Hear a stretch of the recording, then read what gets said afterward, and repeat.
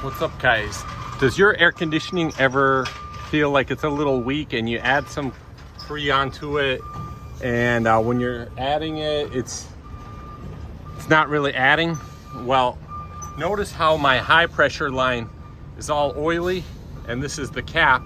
It was all oily, and inside it even had some green stuff in it, and inside there it had some green as well. So if you get a kit like this, Schrader valve or valve stem removal and valve stems, this kit costs 10 bucks. So this was, it came with several. So this is the one that came out of there, and you could see it's got bad, well, it could leak past these rubber seals.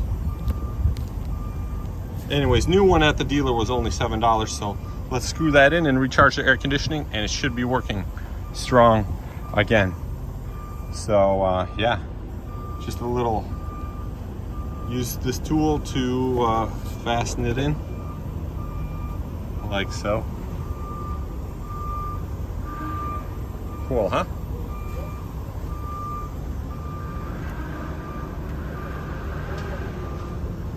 We vacuumed out the AC, and now we'll refill it.